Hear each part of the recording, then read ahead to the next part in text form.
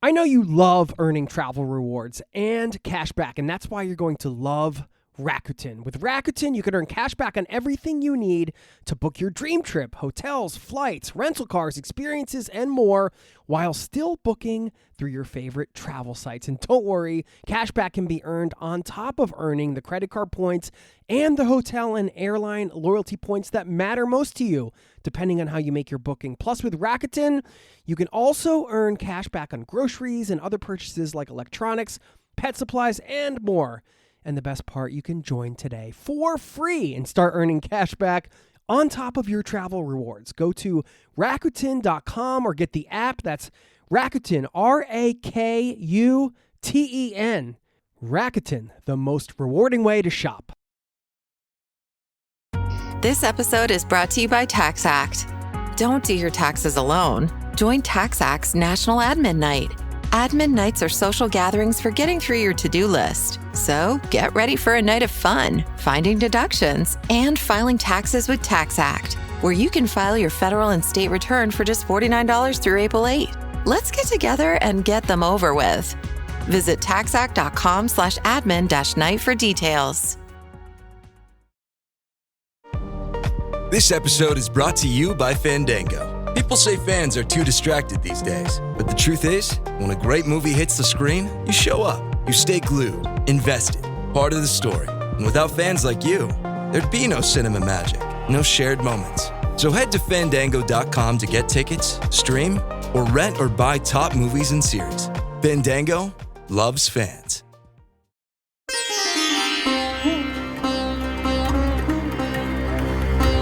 You're listening to the Zero to Travel podcast, where we explore exciting travel-based work, lifestyle, and business opportunities, helping you to achieve your wildest travel dreams. And now your host, world wanderer and travel junkie, Jason Moore. Hey there, it's Jason with ZeroToTravel.com. Welcome to the show, my friend. Thank you so much for hanging out, spending some time with me, letting me bring a little travel into your ears. Once again, this is the show to help you travel the world on your terms, to fill your life with as much travel as you desire, no matter what your situation or experience. This is a community-powered show, and getting a chance to hear from listeners, hear your story, and knowing that this show is making an impact in helping people travel, which I do firmly believe, as you might have guessed, that travel really does make the world a better place and gets people more connected. And I feel when people that want to travel get out there and explore, they come back better people and they do more good. And this is something I've been struggling with lately, because is that good outweighing the bad? And what I mean by the bad is the negative environmental impact of emissions. And I think back to all my years living the nomadic lifestyle and just being an active traveler, how much I'm responsible for makes me feel not so good from an environmental standpoint, but I know I'm not solely responsible for the pollution. That being said, we all need to be more aware of the impact we're having and take responsibility for that, and understand with our choices, there are consequences to the environment. And what are we going to do about that? How can we change our actions? How can we change the way we think about travel and make a shift so we as travelers can be conscious and do our part? That's what this show is all about, with my special guest that you'll hear from in just a second. One of the most inspiring dudes I know. This guy's just an incredible guy, the way he lives his life and the things that he's doing as an activist. I've had him on the show twice before. Third time's a charm. And on the back end of this, I am going to share some thoughts on how being a more conscious traveler can actually change the travel experience for the better, I believe, and give my biggest shout out ever. Stick around for that. I'll see you on the other side, my friends.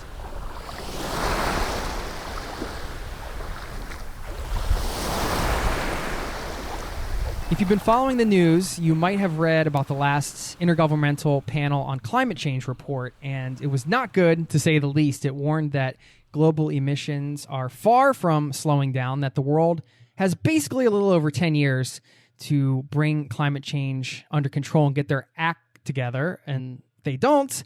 We're going to be facing a slew of environmental catastrophes and crises, too many to list here. And as travelers, we need to be the change we want to see in the world. We have to start doing our part.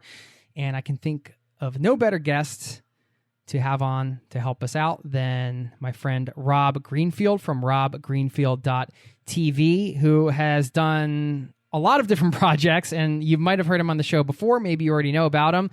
I'll let him get into that a little bit, but right now I want to welcome Rob back to the Zero to Travel podcast. Welcome back, Rob.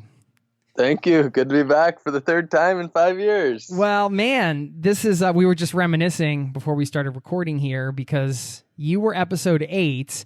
I'm so glad we got to meet way back then, and we talked about your bamboo bike ride across the states. And, well, first of all, go to robgreenfield.tv and just dive into Rob's stuff if you haven't yet.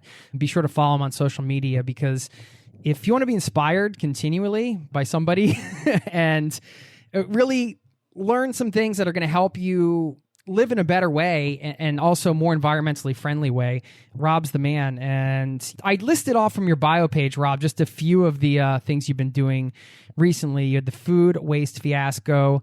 We talked about your cycling trip across the U.S. You did a show for the Discovery Channel called Free Ride, where you traveled without money through South America. We talked about your trip through Central America without money way back in one of the other episodes we did. You also donate 100% of your media income to grassroots nonprofit organizations, and talk a lot on your blog about your financial net worth and how you like to live your life. So, man, I have no idea where to begin with you. Where I want to begin, I think, is the post you just put up recently about being a public servant. And I think that kind of encapsulates all the things you've been doing. Can you talk a little bit about this initiative and sort of your intention behind it? I guess I would call it less of initiative and more of just my life. Okay. Which my life is an initiative. So you're correct in saying that.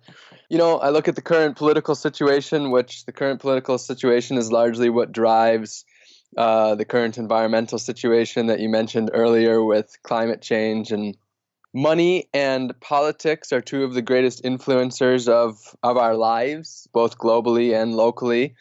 And some ways we see it, and some ways we don't.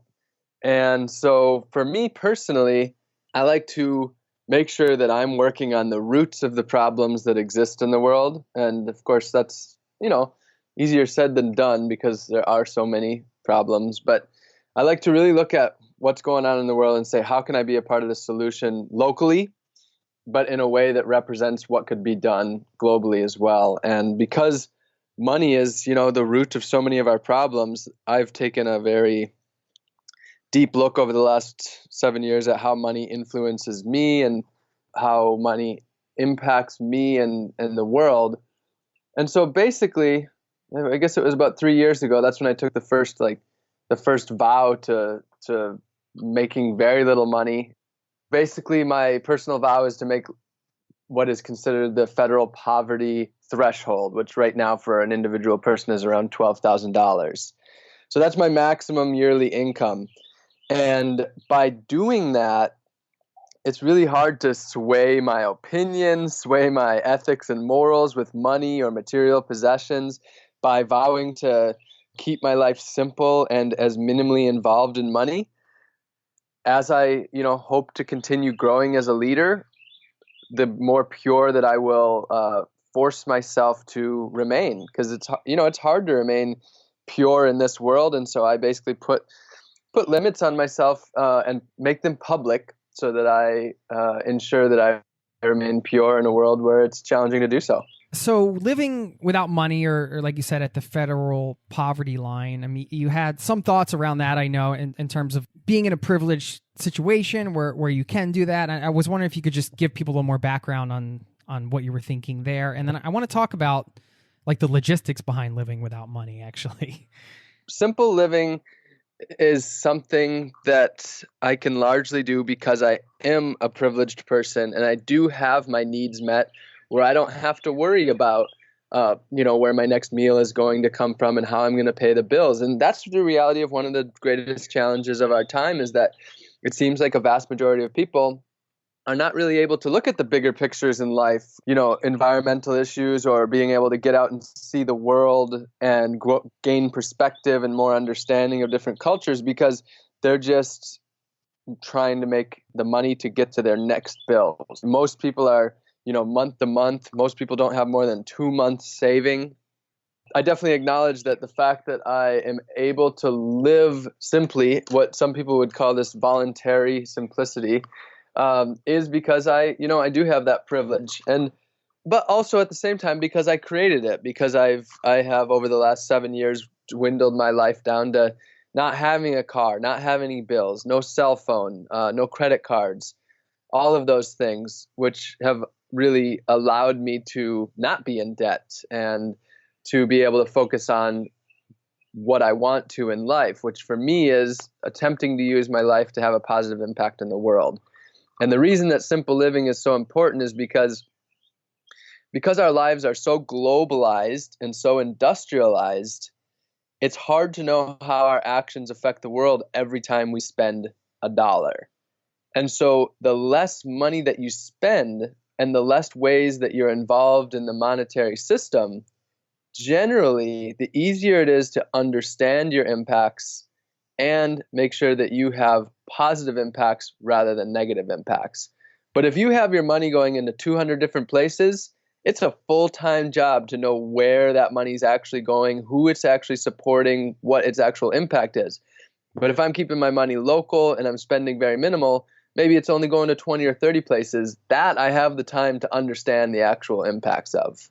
Right. I mean, you can talk about things as simple as going to buy a shirt or something. It's like, okay, well, where was this made? Was this how are the factory conditions? I mean, there's a whole list of things that you can go through, like you said, in every purchase. And if you're buying 20 shirts a year, then you got to, it's time consuming to, 20 different brands, 20 shirts a year and such.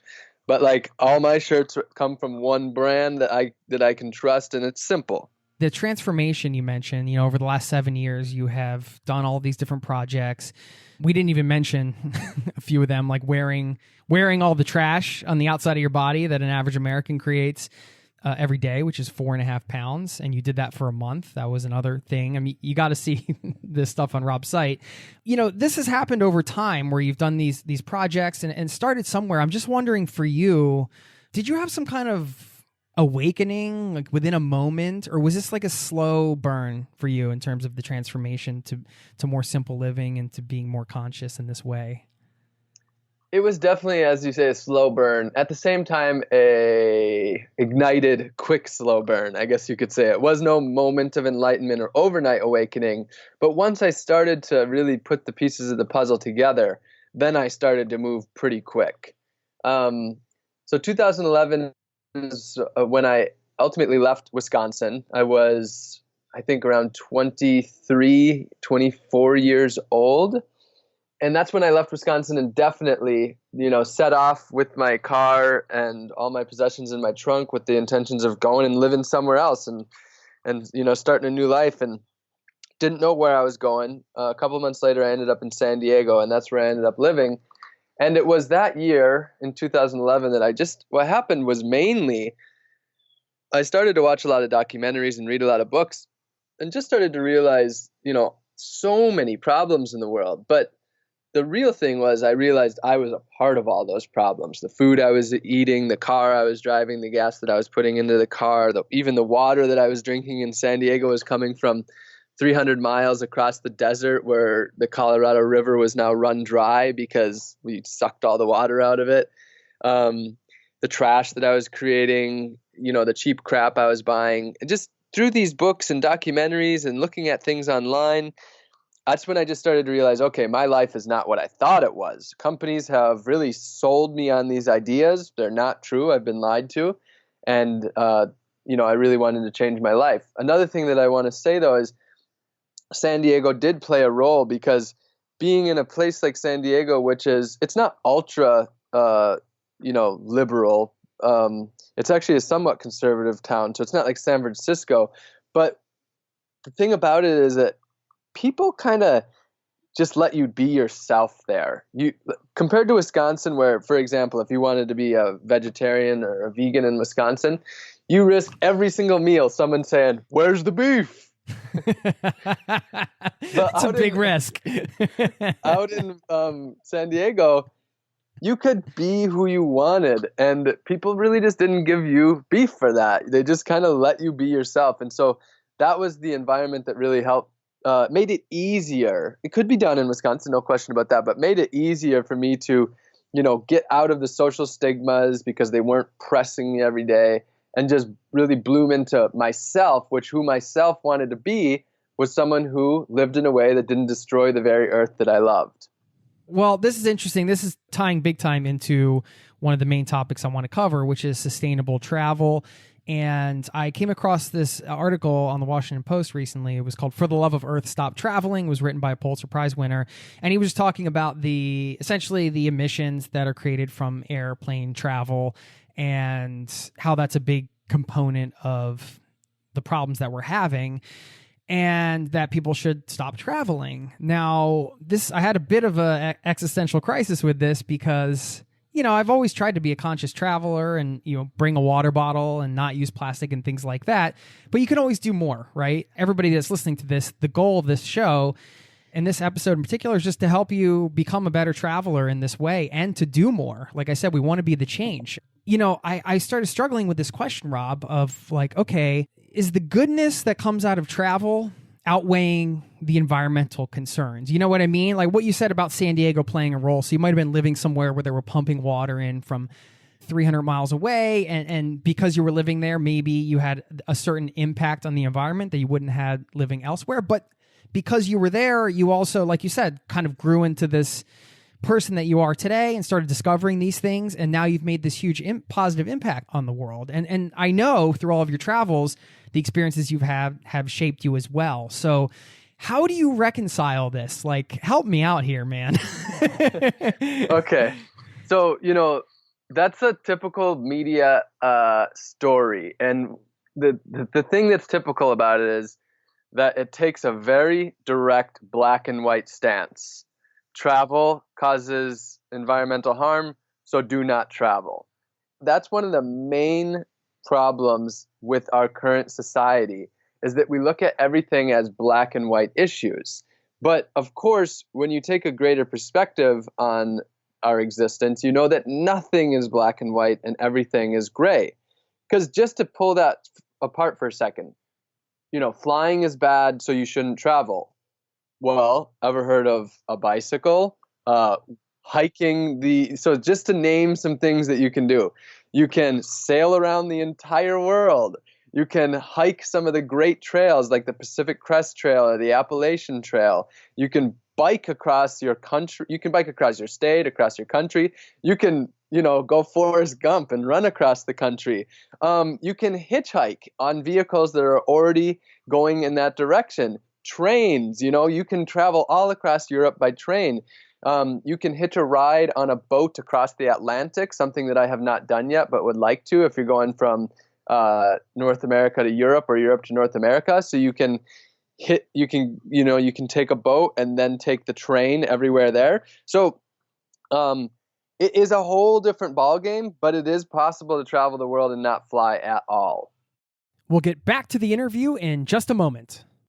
I know you love earning travel rewards and cash back, and that's why you're going to love Rakuten. With Rakuten, you can earn cash back on everything you need to book your dream trip, hotels, flights, rental cars, experiences, and more, while still booking through your favorite travel sites. And don't worry, cash back can be earned on top of earning the credit card points and the hotel and airline loyalty points that matter most to you, depending on how you make your booking. Plus, with Rakuten, you can also earn cash back on groceries and other purchases like electronics, pet supplies, and more. And the best part, you can join today for free and start earning cash back on top of your travel rewards. Go to Rakuten.com or get the app. That's Rakuten, Rakuten. Rakuten, the most rewarding way to shop. Tomorrow morning is knocking. Stock your fridge now. How about a creamy mocha frappuccino drink? Or a sweet vanilla? Smooth caramel maybe? Or a white chocolate mocha? Whichever you choose, delicious coffee awaits. Find Starbucks Frappuccino drinks wherever you buy your groceries. Now, back to the show. It still hit me as somebody who's living in Norway who wants to get back to see my family. I'm still going to have to get on planes, right? So the kind of solution that I thought about, or the things that I was thinking about, were the things that you mentioned, and also more of the slow travel philosophy where you're spending more time in a place. But I want to get some tips from you on the main things that are involved with travel when it comes to the transportation, the food, and the water, because you have all the experience of doing it not only without money, but in a very sustainable way. I know you do things to the extreme, but I'm sure you have a bunch of tips for the average traveler. I do want to go back a little bit to what you just said, and I guess a little bit more about, is it possible to travel sustainably? And a little bit more about flying. So there's the flying, there's the getting there, but then there's the everything that you do once you're there. And so the reality is that traveling, let's leave aside how you get there, but then once you're in an area, the traveling doesn't have to be any less sustainable than living at home, and can often be far more sustainable. So to give one example, something that a lot of people do is woofing, worldwide opportunities on organic farms. And that's where you stay on organic farms and you learn how to grow food. And basically it's a work exchange. So you work typically 5 hours a day for 5 days, so 25 hours a week. And that includes your lodging and your food. And so when you're woofing, you're typically living a very simple, environmentally friendly life. And what you've often done is you've left behind your apartment where you're, going out to restaurants and driving your car and, living a more consumeristic way, and you're learning to live simply. So there are ways to travel where actually you are living a far more environmentally friendly life. And the other thing is it's about what you do when you get there. So you can be going to the amusement parks and, the Mall of America and, going out on expensive yachts that are burning gas. So you can go and have these lavish travels that do cause far more destruction than you probably would at home. But then there's all sorts of other things. You could be visiting eco-villages. You can be going to local small B&Bs, or the other thing is, I try never to stay in hotels. I stay with friends wherever I am, because then I can cook in their kitchen. We eat meals together. It's no less environmentally friendly to stay in someone else's apartment or house than if I was at my own apartment or house. So traveling by nature, flying aside, what you do when you get there doesn't have to be any less, sustainable, and can be far more, because the other thing is, a lot of times with traveling, you learn how to live simply. Everything you have is in your backpack. So you start to realize, okay, maybe I don't need an entire closet full of clothes, because actually I've been in this backpack for a month and I've had all the clothes that I need, and I'm happy, and I'm actually happier. So, that's the big point, is that once you get to somewhere, you don't have to be living any less of a sustainable life whatsoever. I love that. Yeah, I mean, that's along the same lines with travel being expensive as another myth, where oftentimes I found myself spending less money when I was traveling than when I was living a traditional life. And by the way, we've gotten to have Sue Coppert, the founder of Wolf, on the podcast before. I can link that up in the show notes. I do want to stress that the most destructive thing that any of us do in any given day is flying. One of the main reasons people eat a plant-based diet is because of the carbon footprint. And I did some rough numbers, and I don't remember exactly what it was. I think it was one flight to Europe and back was the carbon equivalent of like 1,200 hamburgers or something like that. So no doubt, like in no way would I lessen the environmental impact of flying, because it is just one flight a year basically makes it impossible to say that any of us live sustainably. So that is the tricky thing. And that's the tricky thing for me as well, because I believe that I can have a positive impact through some flying, like coming over to Europe and doing a speaking tour. So like for example, I was invited to China last week. Round trip flight and lodging covered. It would have cost me no money, and I would have gotten to speak at this great conference, and I would have got to go to China. I've never been to China before. But I had to say no. I could not fly to China for just one talk. Now, the way that I look at flying personally is, will this flight be worth it in creating the world that I want to live in, a more sustainable and more just world?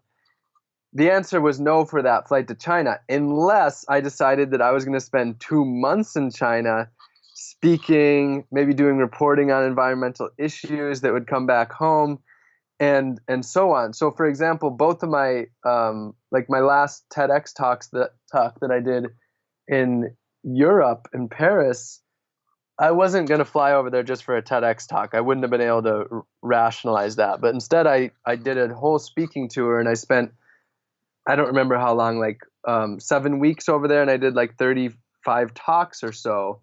And in that way, the flight I deemed to be really worth it, because the impact that I could have in that way was worth it.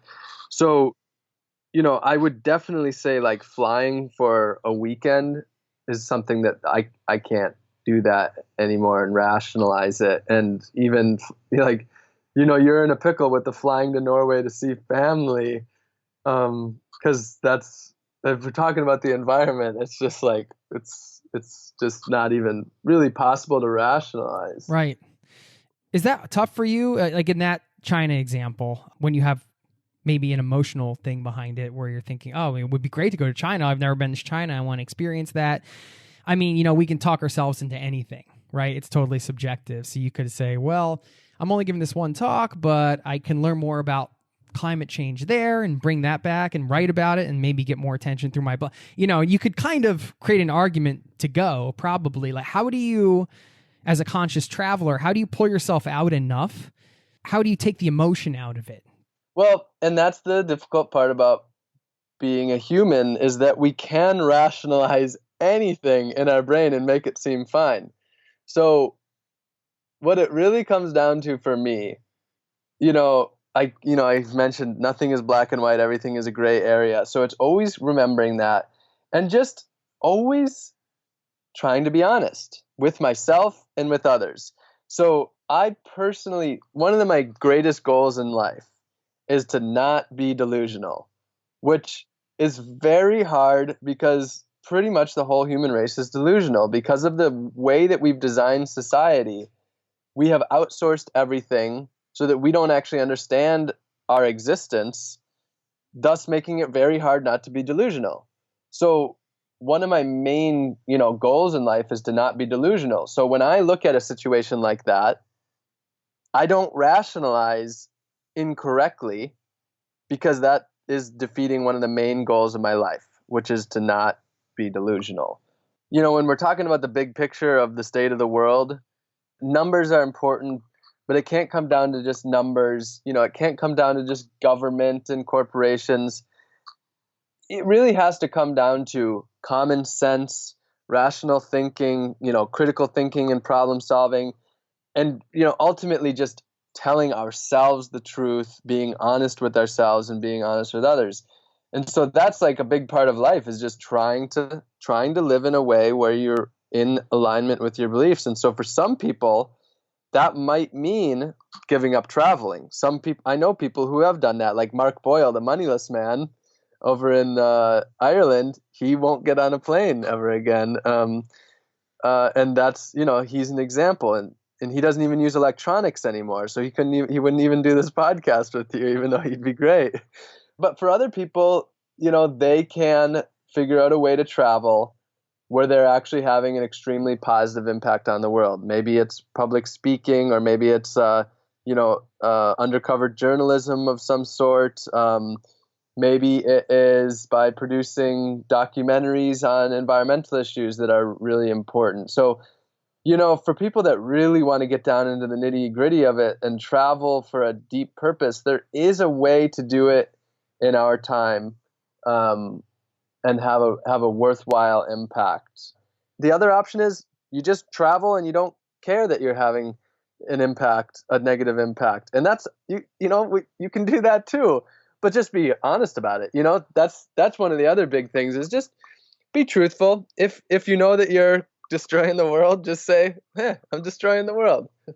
How do you stay positive when you hear something like this recent climate change report?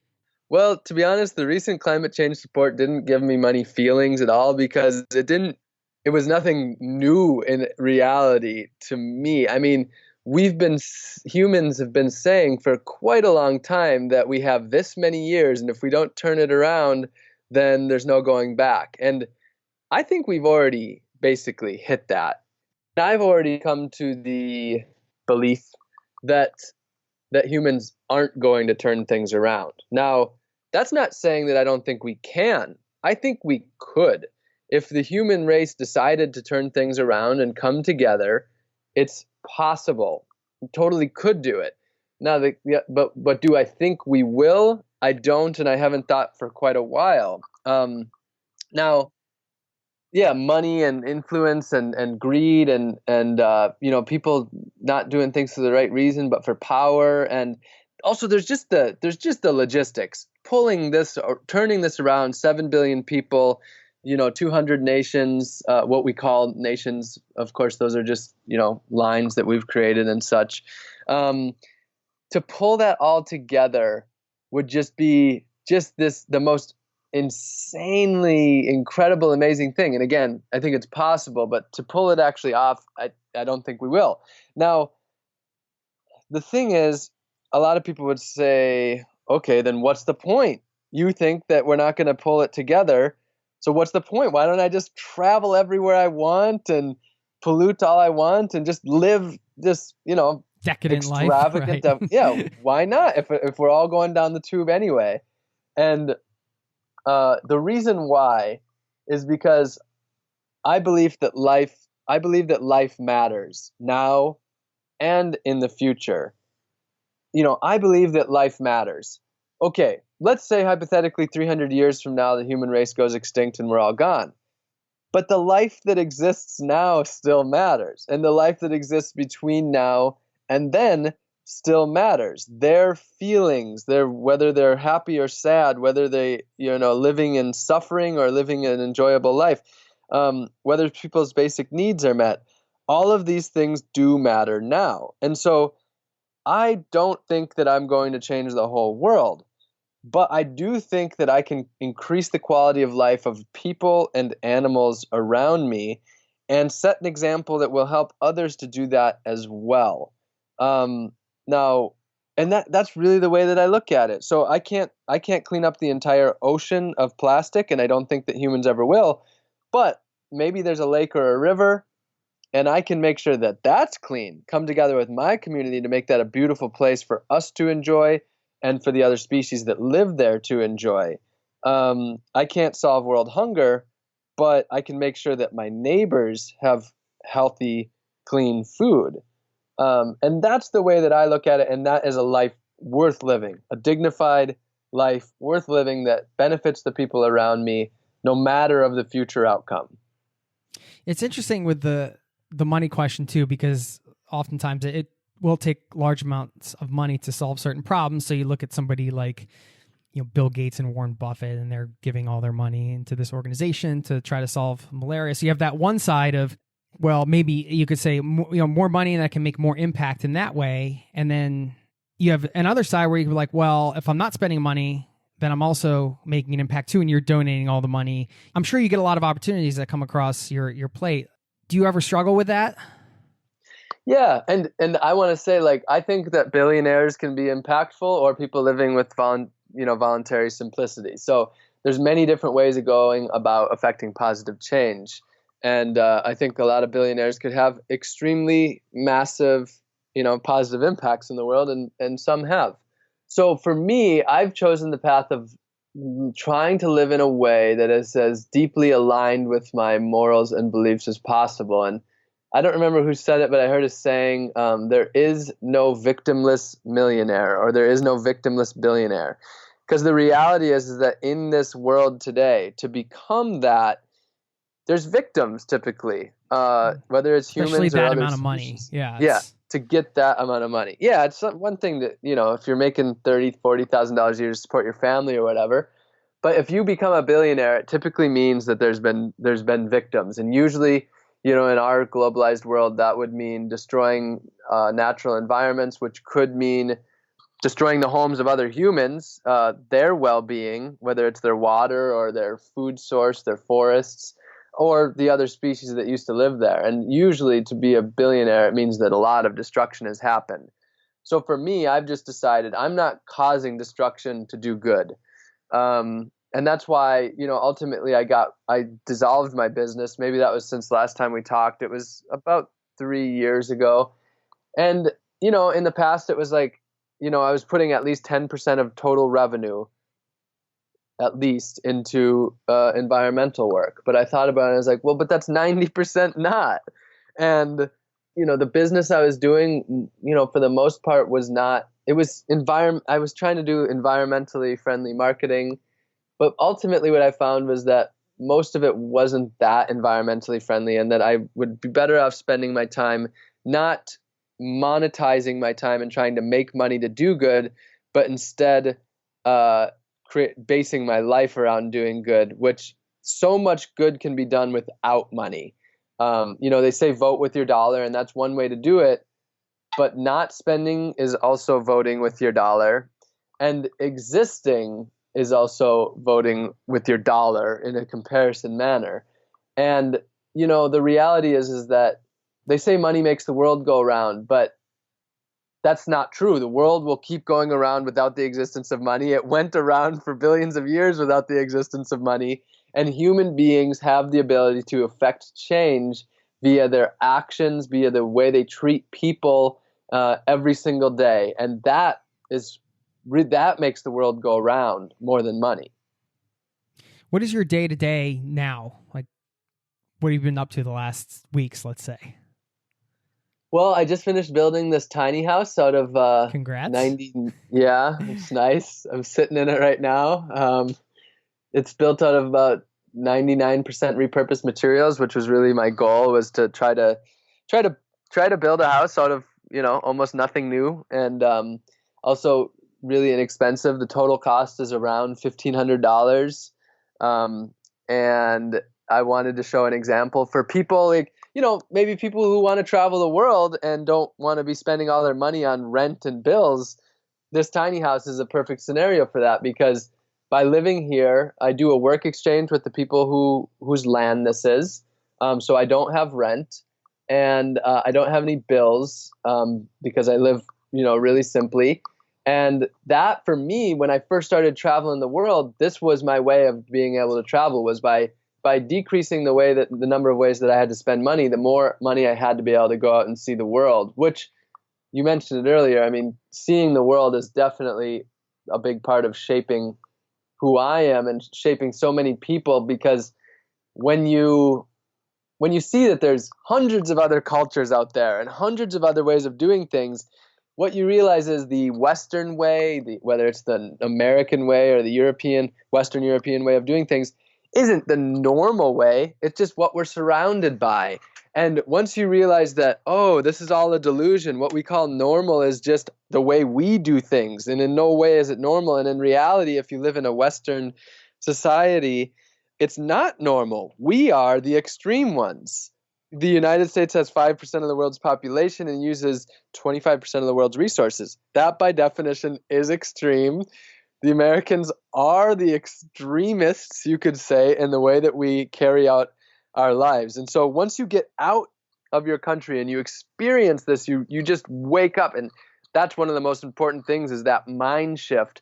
More important than, almost any action is shifting your entire way of thinking. And traveling is, such an important role in doing that.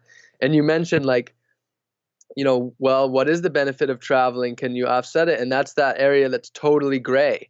It's not black and white. Is that flight over to, immerse in other cultures going to be worth it? It very well could be. The example I always use is like Adam Braun, who founded Pencils of Promise. I've had him on the podcast. You know, if he never went on that backpacking trip, he never would have been exposed to the things he saw in different countries, and started this program where they now build schools for children in developing countries and things like that, where you can't always predict. Like you said, you can go and okay, well, I'm going to line up all these speaking gigs, but sometimes just travel for travel's sake, or oftentimes, can lead to those big changes. And I think back in my own life and understanding, like you said, that resonated with me when you start traveling and you don't have a lot of stuff with you, and you're just like, wait a minute, you come back and you get to your storage unit or whatever, and you're like, it's like looking at somebody else's stuff. You're like, what is all this? I don't need any of this, And because of those experiences, like, I've gone on to live a much more simple life for many years.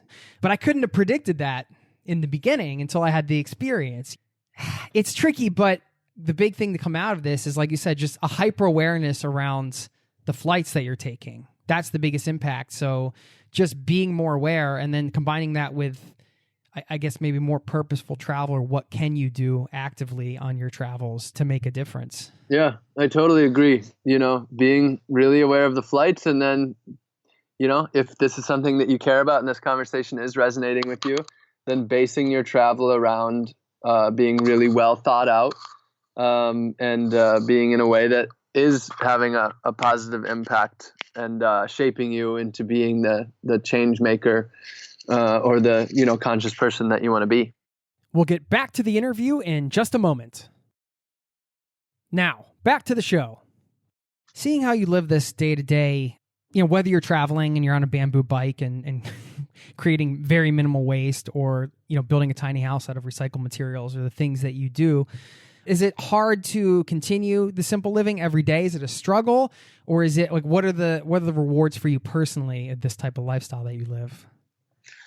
Well, yeah, I mean, one of the main rewards of living simply is it allows me to do what I want. And that's what I want to do, is I want to do what I want while I'm alive, not work some job droning away that I don't really like. I don't want to be living what somebody else wants me to be living. I really just want to live a life that I feel really good about, where, when I die, I can say that was a life well lived, and not say, okay, well, I have to work for the next 20 years so that when I die, I can ultimately say that was a life well lived, because I could die tomorrow.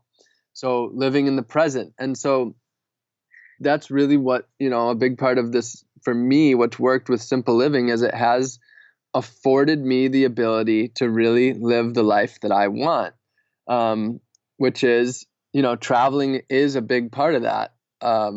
Seeing places, immersing in other cultures, learning from different people's ways of doing things, immersing in the natural world of different biomes. So that's a big part of it. And again, you can do this by living a monetized way of life, where you focus on earning a lot of money so that you can take the time to do that. But instead, like, I try to make my whole life the being present, immersing in different things. Because, one thing that is important to talk about when it comes to travel is that there's so much going on right in your own area that you don't have to fly for. If you're in Chicago, or if you're in any of these big cities, New York City, Chicago, Los Angeles, there are different cultures existing in community that you can go and learn from. I mean, for me, like, living in San Diego, I took African dance classes, and that was amazing. I mean, I felt a little bit like I was in Africa sometimes when I was taking classes like that. Or going to the Ethiopian neighborhood and eating at the Ethiopian restaurants, like, getting to meet people from Ethiopia is mind-opening. And just like, for me, or being in Minneapolis, where there's a lot of Ethiopians and Somalians, and, playing soccer in the park with them, that was, it sticks out to me how kind they were. Like, it was part of their culture where they were just kind and open. Like, they just came over. I was kind of playing soccer by myself, and they just came over and started playing with my soccer ball without even really asking. And what that was the community mindset where we share. And it was so much a part of their way of life that it wasn't even like asking. It was just now all of a sudden we're playing together. And that all was without leaving the United States. So that's another thing, is that in your own backyard, there are ways to shift your perspective and to wake up by immersing in different cultures.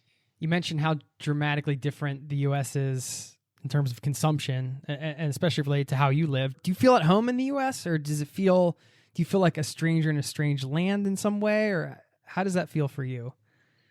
The United States is definitely my country, actually. I feel so at home when I get back. Every time I leave, and I'm always ready to get back to the United States, and I'm always excited. And I feel at home here, even though, I go against the grain of American society. The thing is, this is where I feel purposeful, because the United States is the one causing the most destruction to the world. And, my purpose in life is really trying to change that the little bit that I can. You're in the right place. I'm in the right place.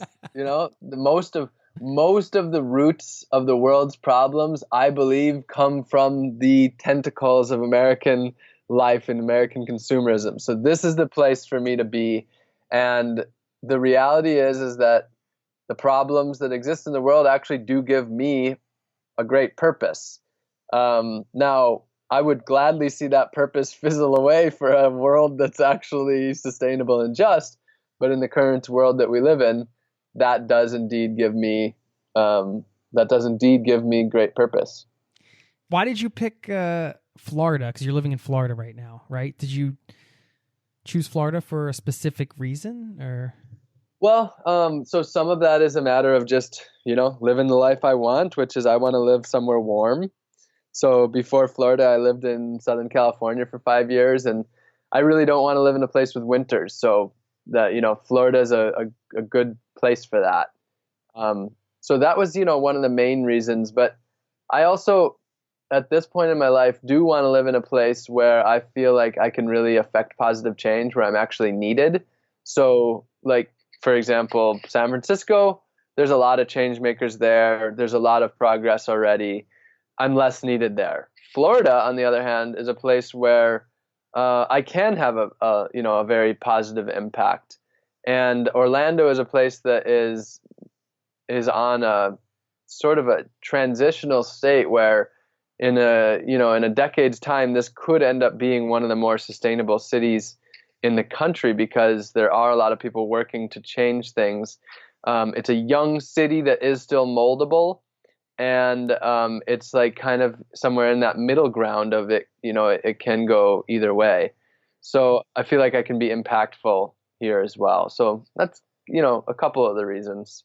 What kind of advice do you give to somebody that's sort of, wants to travel and wants to do it in a more purposeful way, but isn't quite sure what their cause is, or just, it can be a tough thing that a lot of people can put a lot of pressure on themselves, Yeah, that's a very good question. I have to say that I have always felt pretty purposeful in what I was doing. Now, in the past, that was partying and chasing women and attempting to be a millionaire, but I felt very purposeful in that. And I didn't change because I wasn't happy. I actually enjoyed that. I changed because I felt like it was, the right thing to do, and that I could live an even better life. But I wasn't really running from unhappiness or anything like that. I tend to give better advice on things that I really have experienced firsthand.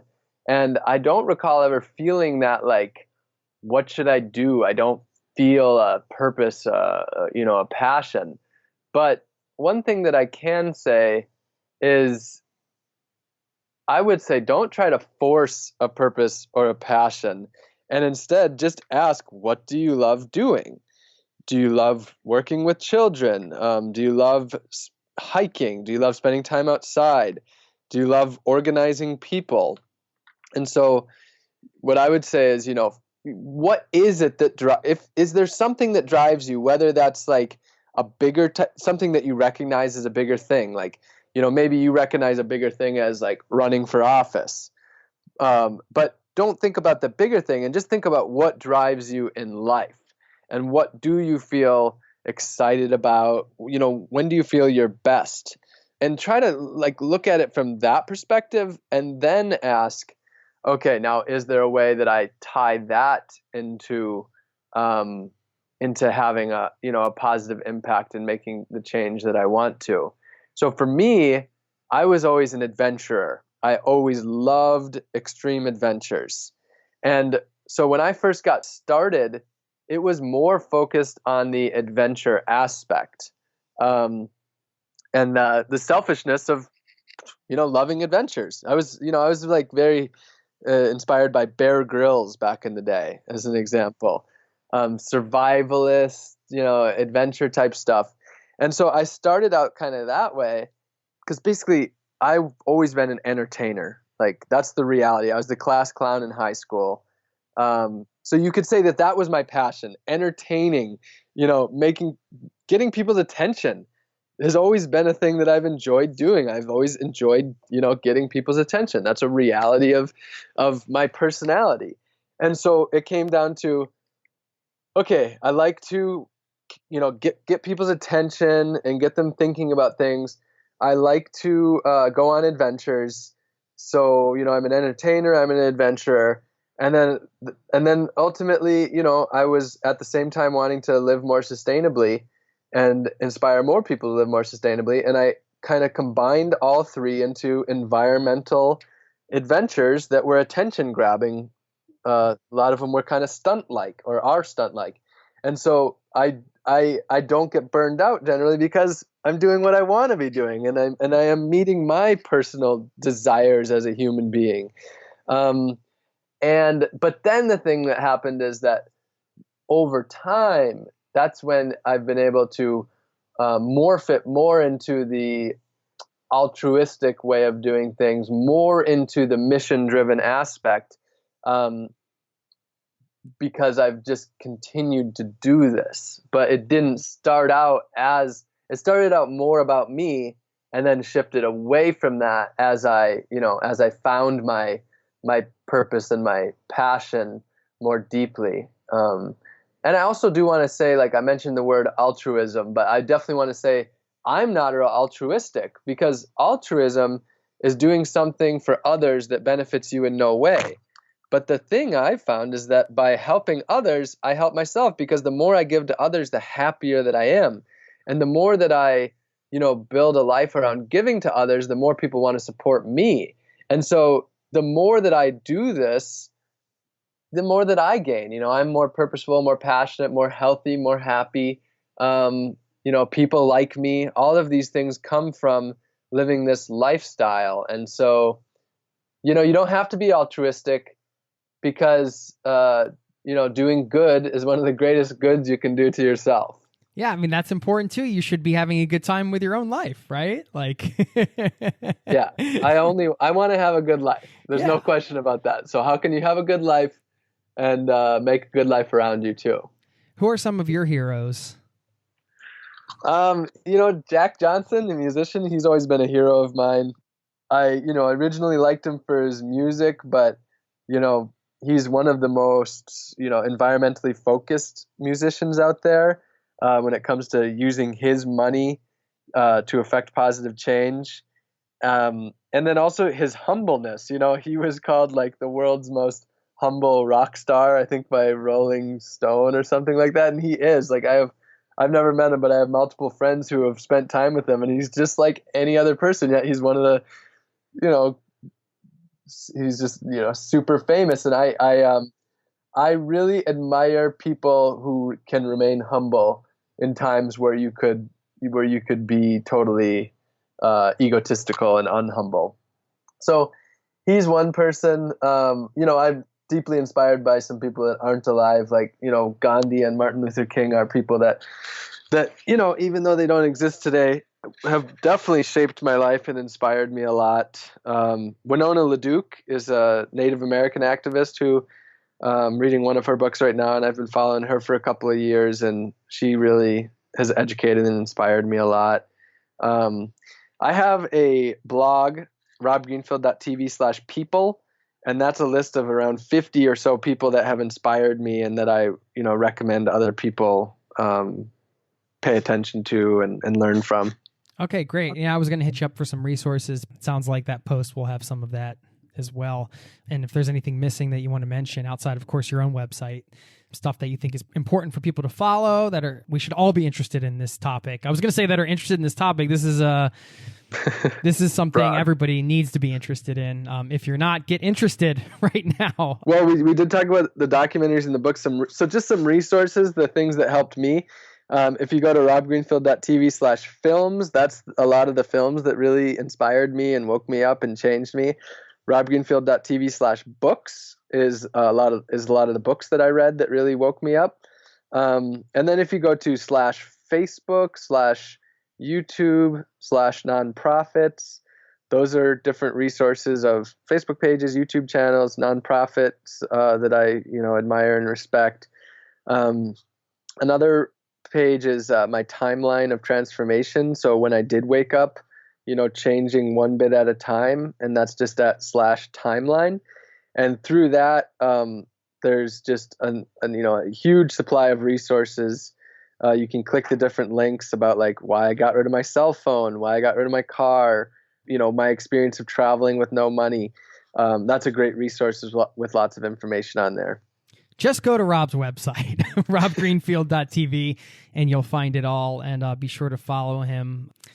Doing awesome things, my friend. I have to ask you before I let you go, because you mentioned, running for office kind of in what you were just talking about. And then you mentioned this pledge to be a public servant. And I just couldn't help, as I was thinking these things and I was reading through that and kind of thinking what you're up to. I'm like, it seems like maybe one day down on the horizon, you might be interested in serving in like a public office type. It's a question of just how I will be a public servant. So that could be a government office. It could just be an individual leader, that has no, involvement in government. Which is what you're doing right now, essentially. Which is what I'm doing right now. So I definitely want to be a positive leader for positive change for my whole life.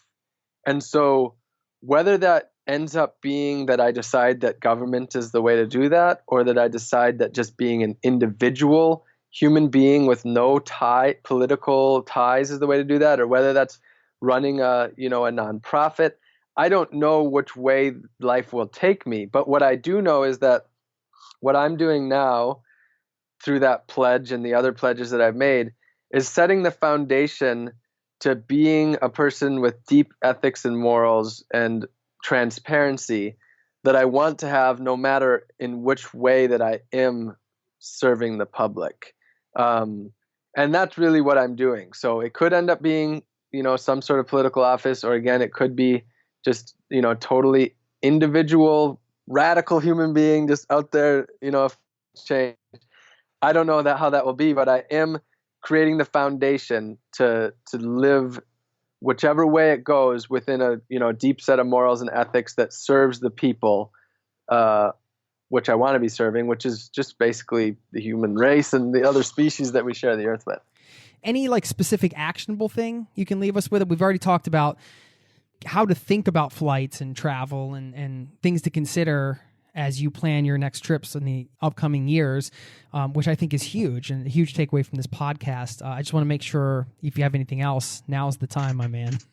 Yeah, well, okay. So it does seem that the action is the challenging part for most people. Listening to podcasts, watching documentaries, talking about it, that's all comes a lot easier than actually doing something. And the common theme that I've seen is people don't know where to start. And when they don't know where to start, it results in them doing nothing. So what I say is just start somewhere. Now, that could be getting rid of disposable plastic bags and getting a reusable shopping bag. It could be having a reusable water bottle and not buying plastic bottles anymore. Something very small that you can do today. The thing is, what you don't realize is that action creates more action. So once you take a positive step, it gives you the motivation and the momentum to take another positive step. So don't worry about which step you start with. Do whatever you feel inspired by right now. don't worry like, okay, well, I know the biggest thing that I could do is eat a more plant-based diet, but I'm not ready to do that. So don't let that cripple you from doing nothing. Start with something that will make you feel better about yourself and feel less crippled by our current, political and environmental scenario, and let that empower you over time. And you're not going to become empowered overnight, but by making one positive change, say per week, some of them are going to be really little, some of them are going to be bigger. What you'll do is you'll start to transform yourself without even, and then you'll get to this place without even having realized it. You'll look back, say a year ago, and think, wow, look at all the things I'm doing now that I wasn't doing a year ago. And that is empowering, and that is what gets you to make more positive changes and more positive changes. And then those big positive changes that you never thought you could do, then now you've built the foundation to be able to take on those bigger steps because you're more empowered, you're maybe healthier, you're more in alignment with your beliefs and your morals, and that is powerful. So that's what I would say is really just think of one positive change you can make today and then make that, and then continue to make, maybe one per week over time. Thank you so much for just, being part of this podcast so early on when it was just, a few episodes in a feed. And now 5 years later, we get the pleasure of chatting again. And it's been an honor to know you over the last years. And man, we still got to meet up in person somewhere. Sounds like I'm going to have to get to Orlando, but I'm going to have to ride a bike there or something, which is fine because I'm up for that adventure. But I hope we can cross paths soon. And thank you so much for your time. I really appreciate it. Yeah, my pleasure. Look forward to meeting in person. And as long as the podcast is still going, we can do this every year or two. Rock on. It sounds good. Thanks, Rob. All right. All right. Thanks. See ya.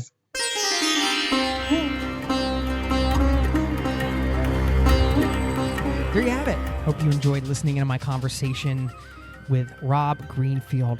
Inspiring guy, right? Look at the way he's living his life, the things he's doing. We all can't be that extreme, but certainly I believe we could take some lessons from Rob and the way he lives his life and incorporate those into our own and become better travelers. When I think back to some of my adventures, some of the greatest times were those long bike rides or just long walks where you get lost in a neighborhood, you don't even know where you are, you're away from all the tourist sites, and you're just walking around and soaking in the everyday life. And I think our tendency can be to think about sustainable travel as, oh, okay, I have to travel less. You're taking something away from me that I love to do. And that's not it. And you heard Rob in the interview today. It's all about how you think about it and just how it changes your approach to travel. It doesn't mean that we're losing travel experiences or we're not going to get to go to the places we want to go. We're just thinking about them in a way that's conscious and maybe doing it a little bit differently. And when you take away certain things, say you want to cut down on the amount of flights you do and do more overland travel, for example, you might actually be adding more positive travel experiences than subtracting them. I just wanted to point that out, that I think we tend to get a little defensive of our travels. We don't want anybody to take anything from our travel dreams, right? And that's not what this is about. This is about just doing it consciously and adding to our travel experience. And of course, we can make up the rules. We can think about the ways that we want to shift our travel styles so we can be more sustainable, more environmentally friendly, and still get peak travel experiences. So just wanted to throw that out there. And I will leave you with a quote from Melody Beatty, who said, "Gratitude makes sense of our past, brings peace for today, and creates a vision for tomorrow." Thanks again, my friend. Until next time. Cheers. This podcast has been brought to you by zerototravel.com. Ideas and advice to make your travel dreams a reality.